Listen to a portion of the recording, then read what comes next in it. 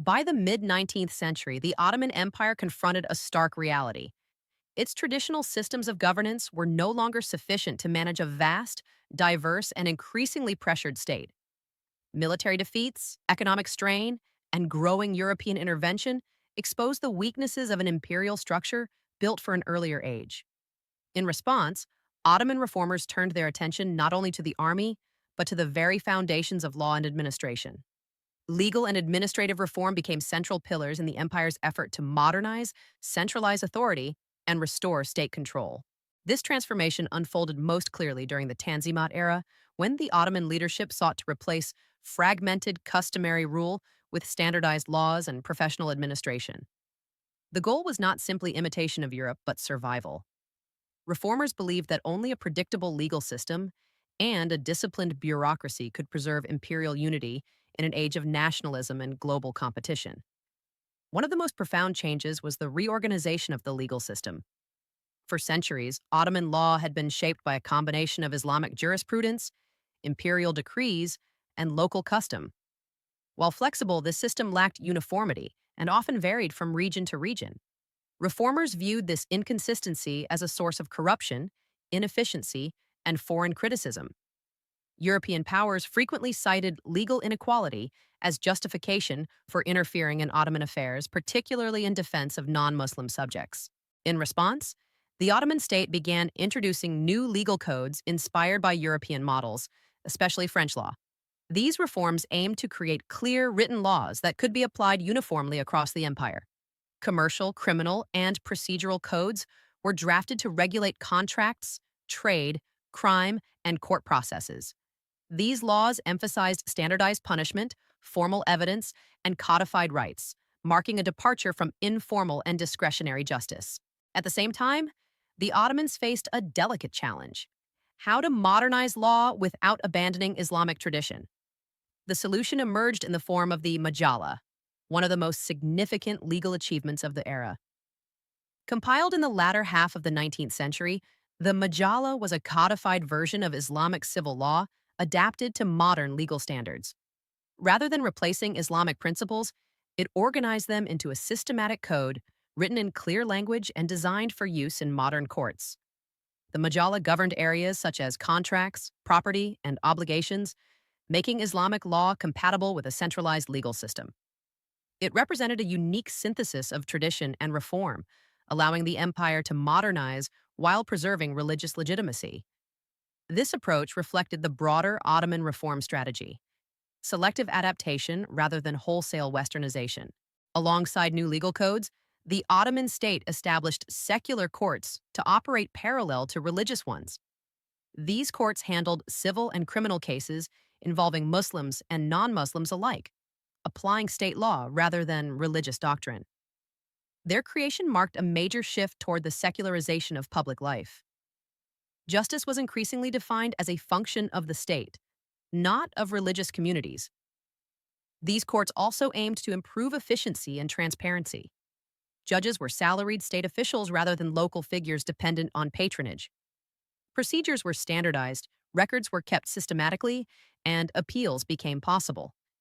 This institutionalization of justice strengthened central authority and reduced the influence of local power brokers, who had previously controlled legal outcomes. Administrative reform advanced in tandem with legal change. The Ottoman leadership recognized that laws alone were meaningless without a capable administration to enforce them. For centuries, governance in the provinces had relied heavily on local elites, notables, and tax farmers who exercised considerable autonomy. While this system allowed flexibility, it weakened central control and fostered corruption. To address this problem, the empire undertook a major reorganization of provincial administration. The most important step came with the Vilayet Law of 1864. This legislation reorganized the empire into a hierarchical structure of provinces, districts, and subdistricts, each governed by appointed officials directly accountable to Istanbul. Governors were now representatives of the central state rather than semi-independent rulers. The Vilayet system introduced provincial councils that included appointed officials and selected local representatives. While limited in power, these councils helped integrate local administration into the imperial framework. The reform aimed to balance central authority with administrative efficiency, reducing arbitrary rule while maintaining control from the capital. One of the key objectives of administrative reform was to weaken the power of local elites.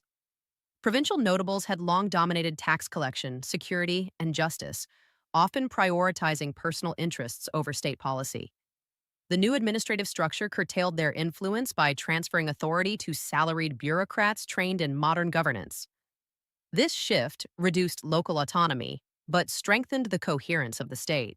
The expansion of the bureaucracy was a defining feature of this period. New ministries were created to manage finance, justice, education, public works, and internal security. Officials were recruited based on education and training rather than lineage or patronage. Many were graduates of newly established schools that taught modern administrative skills, law, and foreign languages. Record keeping and documentation improved dramatically. Census data, land registers, tax records, and court documents were systematically collected and archived. This emphasis on documentation allowed the state to monitor population, revenue, and property more effectively. It also reflected a broader shift toward rational governance, where authority was exercised through written rules rather than personal discretion. Financial administration also underwent reform. Standardized taxation replaced many older practices, reducing the reliance on tax farming. Budgets were formalized, expenditures recorded, and fiscal accountability increased. Though financial problems persisted, these reforms represented a significant step toward modern state management. Despite these advances, legal and administrative reforms faced serious obstacles. Resistance came from multiple directions. Conservative groups feared that secular courts and European-inspired laws undermined Islamic tradition. Local elites resented the loss of power and income. Ordinary subjects often experienced reform as increased taxation and regulation rather than justice or equality.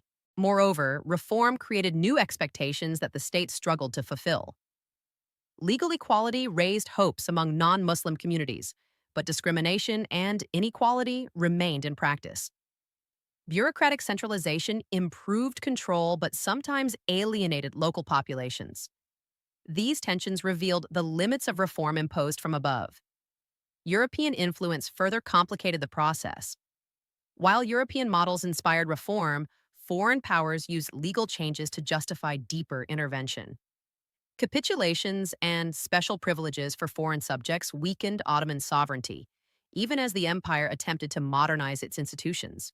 By the late 19th century, the Ottoman Empire possessed a far more centralized and institutionalized legal and administrative system than it had a century earlier.